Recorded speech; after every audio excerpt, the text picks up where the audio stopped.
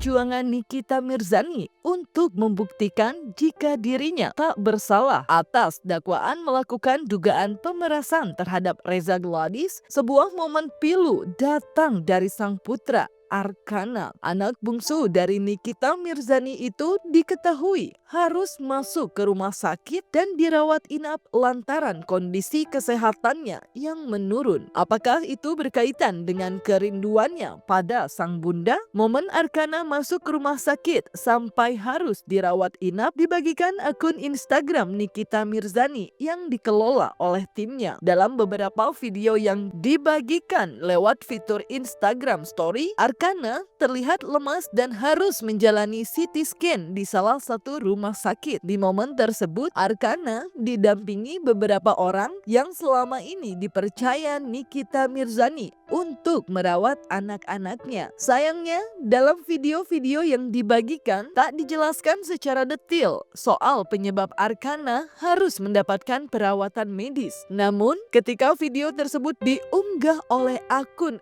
@dramahalu di TikTok, banyak warganet yang menduga Arkana jatuh sakit lantaran rindu dengan sang Ami. Panggilan Nikita Mirzani dari anak-anaknya. Selain doa-doa untuk kesembuhan Arkana, beberapa warganet juga menduga momen sakitnya Arkana ini akan jadi salah satu pemantik Nikita Mirzani untuk bisa membuat seterunya Reza Gladys bisa ikut merasakan bagaimana rasanya terpisah dengan anak-anak dari balik jeruji besi.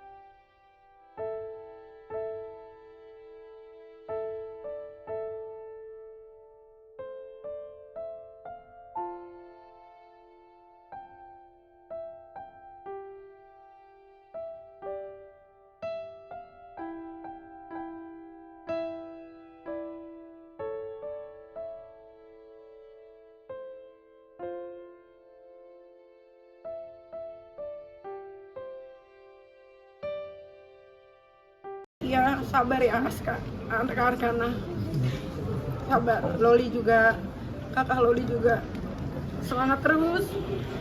Sebentar lagi ini akan selesai, nanti kita liburan bareng. Memang dalam persidangan, Nikita Mirzani sempat menangis ketika membacakan eksepsi di depan majelis hakim lantaran tak bisa mendampingi tumbuh kembang anak-anak karena sudah beberapa bulan belakangan berada di balik jeruji besi atas laporan yang dibuat oleh Reza Gladys. Di momen tersebut, sambil menangis, Nikita Mirzani mengaku sangat rindu dengan anak-anaknya. Sejak 4 Maret lalu, saya tidak bisa berkumpul lagi dengan anak-anak saya, tidak bisa menjalankan ibadah puasa bersama-sama, dan juga hari raya Idul Fitri bersama-sama seperti layaknya umat muslim pada umumnya. Hal ini sangat menyayat hati dan menyiksa batin saya. Teruntuk ketiga anakku, Mami kangen.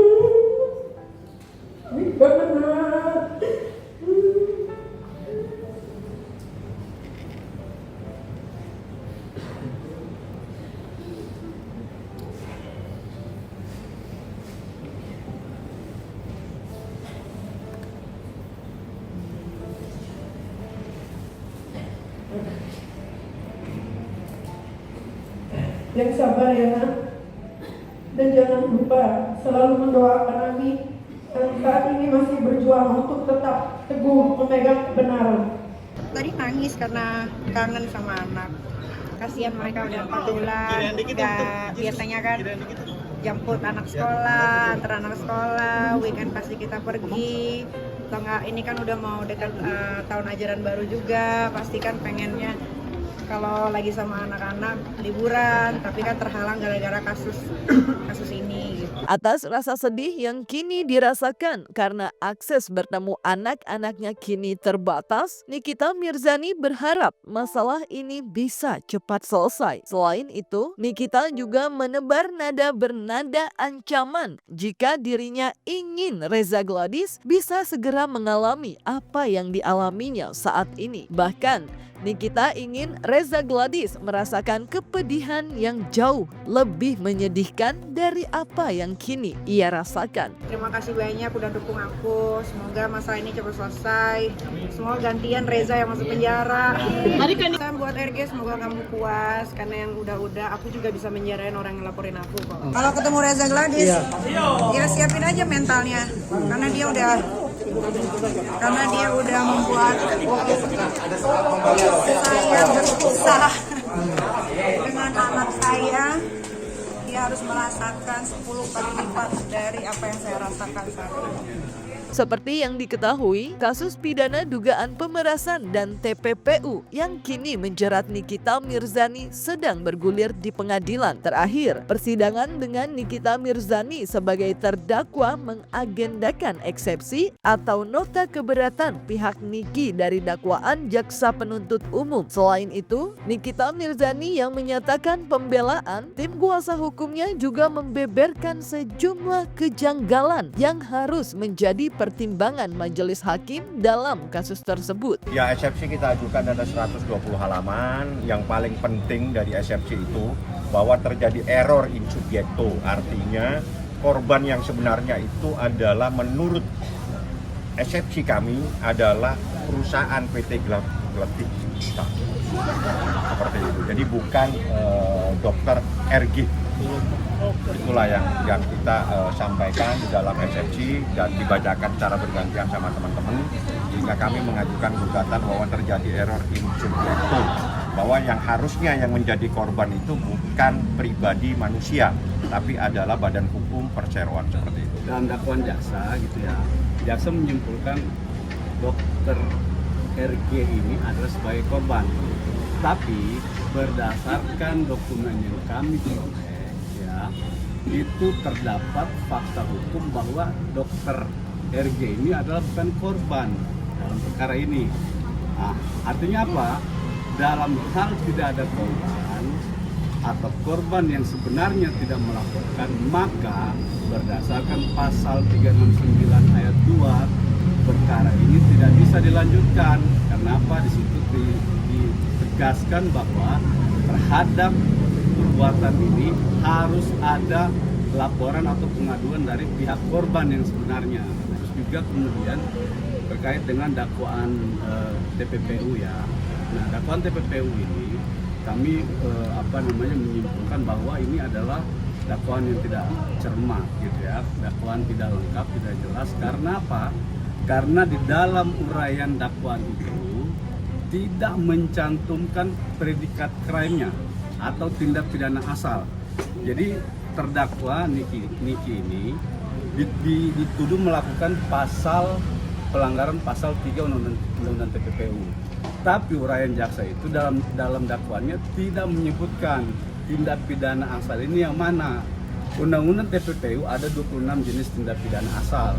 Dari ke-26 itu tidak satu pun diuraikan oleh jaksa penuntut umum dalam dakwaannya. Nah, oleh sebab itu, menurut kami dakwaan yang dibuat oleh jaksa penuntut umum itu adalah dakwaan yang kabur atau tidak cermat lah, kira-kira begitu. Kami tadi sudah melihat sekilas, tapi intinya eksepsi yang begitu banyak itu akan menjadi suatu beban daripada majelis hakim membacanya. Tapi yang pasti eksepsi itu adalah menyangkut, biasanya ada menyangkut masalah formil dan material. Formil itu adalah identitas terdakwa maupun menyangkut masalah wewenang mengadilin, atau dikatakan wilayah mana yang bisa menentukan pengadilannya. Itulah dikatakan daripada eksepsi itu. Kedua, menyangkut material ada menyangkut masalah pasal-pasal yang didakwakan. Jadi contoh kami katakan, kasusnya percintaan didakwa membunuh, itu tidak bisa. Atau kasusnya pemerasan didakwa membunuh, itu yang tidak bisa. Itu yang dibantah, itu yang di eksepsi. Tapi kalau kasusnya pemerasan, ya pasalnya pemerasan sah secara hukum.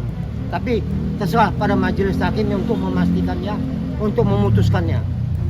Tak hanya soal pasal-pasal yang ditetapkan JPU terhadap Nikita Mirzani, majelis hakim juga diminta untuk menunda proses persidangan pidana sampai gugatan yang dilayangkan terhadap dugaan tindak wan prestasi yang dilakukan Reza Gladys selesai bergulir di ranah perdata. Kalau terkait uang 4 miliar itu, karena yang menjadi korban ini kan sesuai dengan dakwaannya itu adalah kan Reza. Reza itu korban daripada uang sebesar 4 miliar. Nah, sementara di perdata juga terkait daripada objeknya juga kan sama, terkait uang juga kan, uang 4 miliar juga. Termasuk daripada subjeknya juga kan sama, di mana terdakwa Nikita Mirzani sebagai penggugat 1 dan Ismail Marzuki sebagai penggugat 2. Selanjutnya terdakwa tergugat satunya adalah RG, yang tergugat 2-nya adalah At-Taubi Mofid. Nah, di mana sesuai dengan pasal 81 KUHP dan SEMA pasal 1 nomor 1 1956, jika terjadi adanya perkara perdata, dalam hal ini ada perkara nomor 489 yang saat ini masuk dalam tahap mediasi, maka kami memohon kepada termasuk terdakwanya sendiri agar perkara ini untuk dihentikan sampai dengan perkara daripada perdata nomor 489 itu selesai dan memiliki kekuatan hukum dan yang tetap. Itu kurang lebihnya. Oh, itu nggak ada hubungan lah perdata dengan pidana, ya. Seperti yang pernah kami sampaikan kepada media juga, bahwa kalau menyangkut alas hak, ya, dikatakan pidananya masalah hak atas rumah, ya, karena belum jelas siapa pemilik rumahnya, itu ada perdatanya. Ditentukan dulu siapa pemiliknya, itu bisa perdatanya jalan. Setelah perdatanya jalan, baru pidananya. Jadi pidana ditunda karena perdata ada alas hak atas tanah tersebut. Tapi kalau dalam hal ini tidak ada kaitannya, ini pidana dengan konversasinya. So konversasinya juga tadi saya katakan istrinya juga halusinasi semua. Jadi masa halusinasi bisa menghambat pidana, ya enggak masuk di akal juga lah. Ya, jadi kalau menyangkut masalah permintaan, permohonan, silakan saja, monggo. Masalah dikabulkan tergantung majelis hakim.